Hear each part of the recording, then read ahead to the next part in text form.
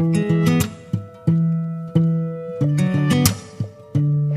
everyone! So ngayon, pag-aaralan natin kung paano ba mag-subtract ng simple fractions and mixed numbers without or with regrouping. So ang first example natin para sa oras na ito is subtracting similar fractions. So halimbawa, 7 all over 8 minus 4 all over 8. Similar fractions sila dahil magkapareho ang kanilang denominator. So, ano yung gagawin natin? Gaya ng sa addition of fractions, kapag similar ang ating fractions, kinokopya lang natin ang kanilang denominator at sinasubtract ang kanilang numerator. So, 7 minus 4 is equal to 3. All over, copy the denominator, 8. Ibig sabihin, ang 7 over 8 minus 4 all over 8 is equal to 3 over 8. Hindi na natin ito kailangan pa na i-lowest term dahil ang 3/8 ay nakasimplify na. Ang second example naman po natin ay ang pagsasubtract ng mixed numbers. Halimbawa, 8 and 15 all over 20 minus 5 and 7 over 20. Kung mapapansin po natin, ang ating mga fractions na katabi ng whole number ay similar dahil pareho ang kanilang denominator na 20.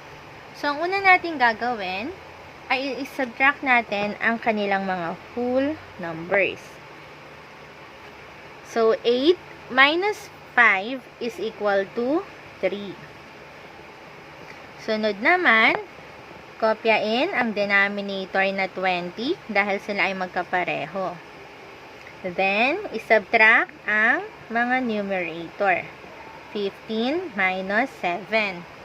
So, ngayon, i-simplify natin. Kopyain ang 3. Ito yan. And then, 15 minus 7 is equal to 8. All over, copy the denominator, 20. Kung mapapansin natin, ang ating sagot ay hindi pa nakasimplify. Ibig sabihin, pwede pa natin itong i-lowest term. So, sa paglo-lowest term, meron tayong link kung paano nga ba mag-lowest term para sa mga nalilito pa. Ayan, so kunin natin ang GCF ng 8 and 20. Ang greatest common factor ng 8 and 20 ay 4. May link din tayo sa pagkuha ng GCF at LCM. So, kopyain natin ang ating whole number. Si 8 at 20 ay divisible by 4 pareho. So, 8 divided by 4, 20 divided by 4. 8 divided by 4 is equal to 2. 20 divided by 4 is equal to 5. Then, copy the whole number. Ang sagot natin ngayon dito ay 3 and 2/5. Ang susunod naman na halimbawa natin ay may kinalaman na sa pagre-rename ng fraction. Magbaborrow na tayo. So, halimbawa, magsasubtract tayo ng 3 and 1/6 minus 1 and 4 all over 6. Kung mapapansin natin, pareho lang ang ating denominator. Pero, hindi natin pwedeng isubtract ang 1 at si 4. Kasi 1 minus 4. So, cannot be. Dahil magiging negative ang ating sagot. So, kakailanganin natin na i-rename itong 3 and 1/6. So, paano natin ito gagawin? Si 3 ay babawasan natin ng isa. Kaya magiging 2 na lang. At yung hiniram natin na 1 ay magiging 6 all over 6. Okay, bakit naging 6 all over 6? Bakit hindi 2 over 3, 5 over 7? Bakit kailangang magkapareho? Actually, kahit na anong number na magkapareho sa numerator at denominator ay pwede. Pero dahil i-combine natin siya dito, so 1/6 natin, ayan, dahil i-combine natin siya dito, kailangan na ang number na pipiliin natin ay ang katulad ng denominator. Para hindi na tayo kukuha ng LCD. Bakit naman po kailangan na magkapareho ang numerator at denominator? Dahil ayaw nating lumabag sa rule ng equality. So, 6 all over 6 is equal to 1. At dyan napunta yung 1 na hiniram natin mula kay 3. Kaya naging 2 and 6 all over 6. Ngayon, i-combine na natin siya dito. So, 1/6.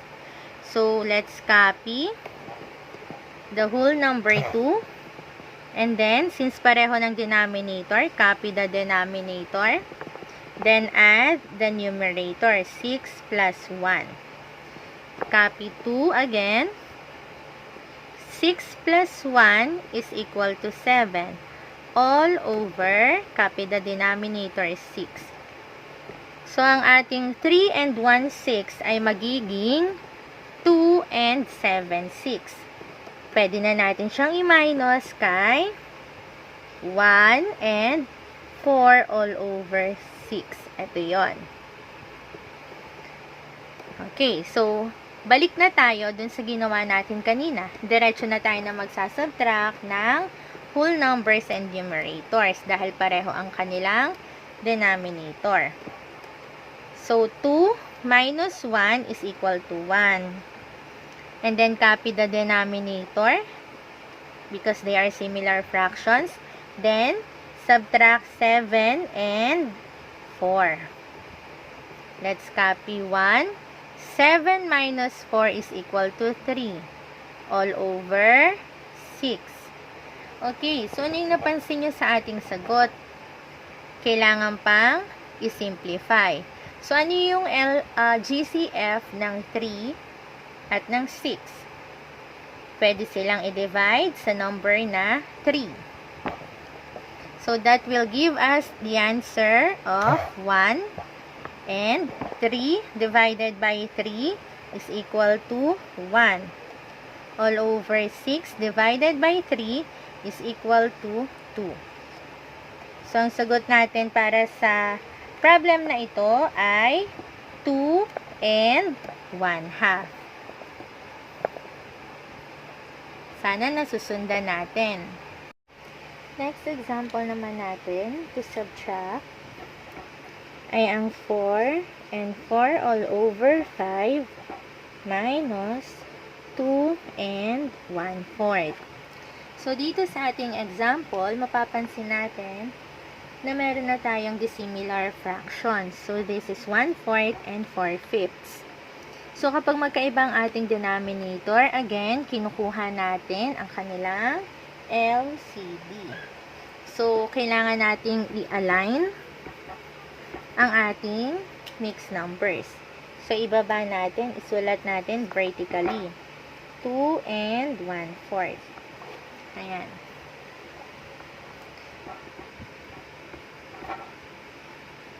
So, ano ba ang LCD ng 5 and 4?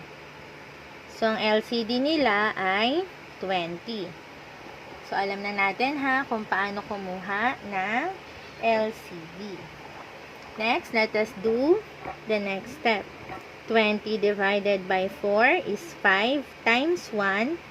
That is still 5. 20 divided by 5 is 4. Times 4, that is 16. Then, let's copy the whole numbers. Dahil pareho na sila, ng denominator, pwede na tayong mag-subtract. So, 4 minus 2, that is equal to 2. Copy the same denominator, 20. Then, 16 minus 5. So, 2 all over 20 sa baba, sa denominator. What is 16 minus 5? That is 11. So, pwede pa ba natin itong i-lowest term?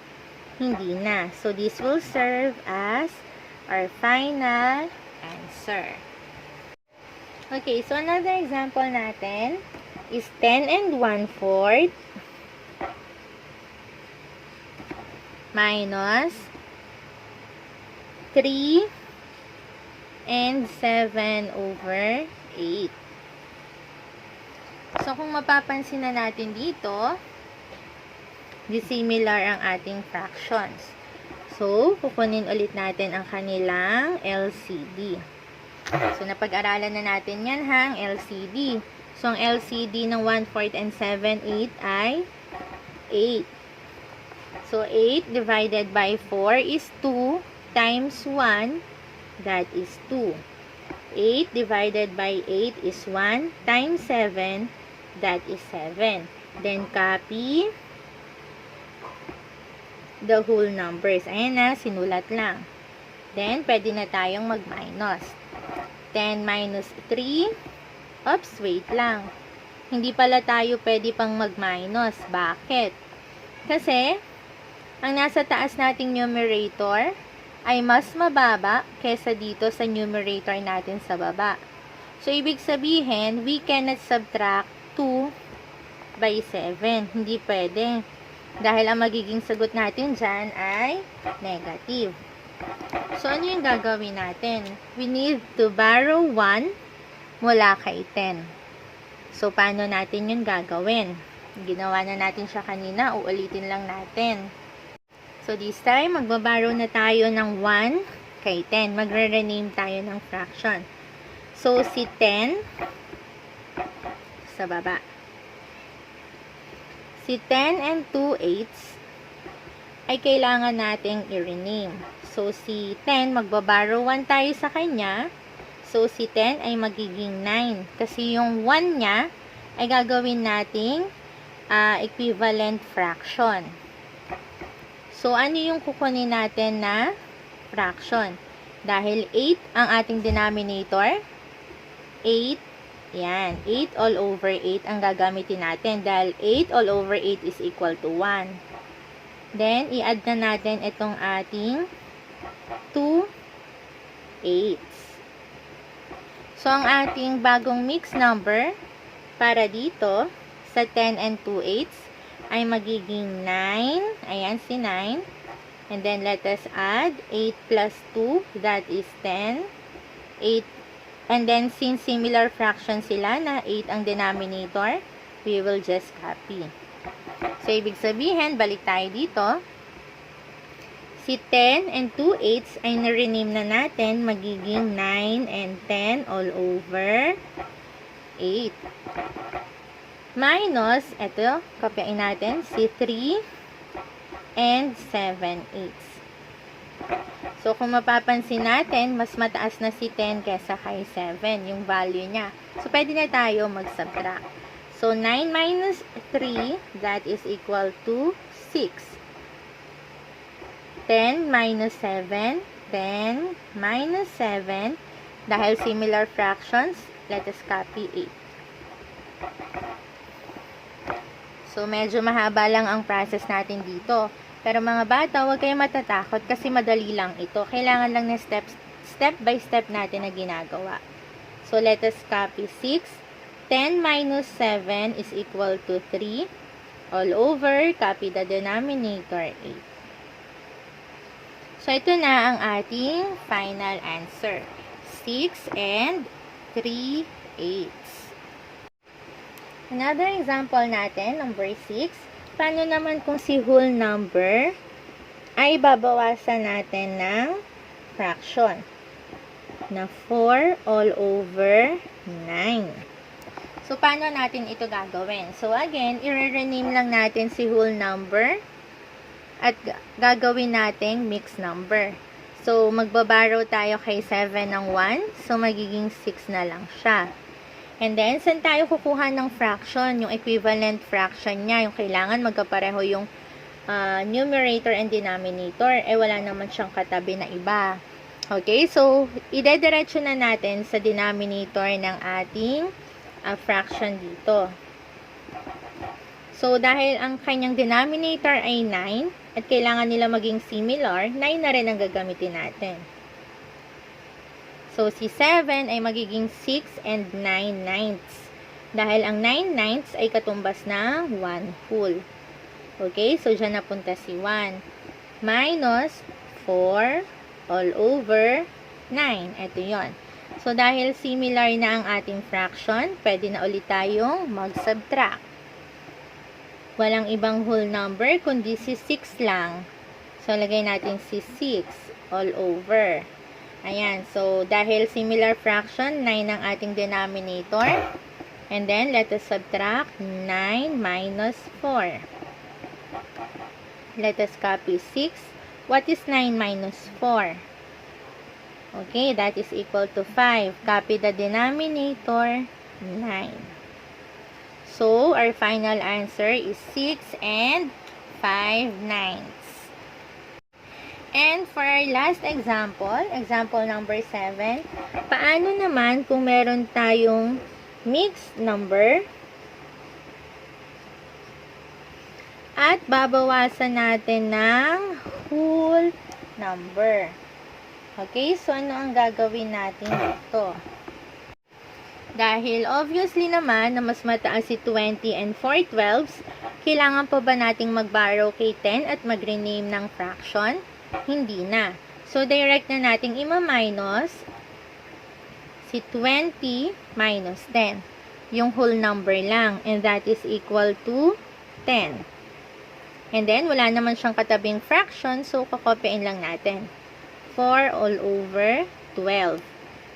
But again, pwede pa natin itong isimplify dahil meron silang GCF, common factors.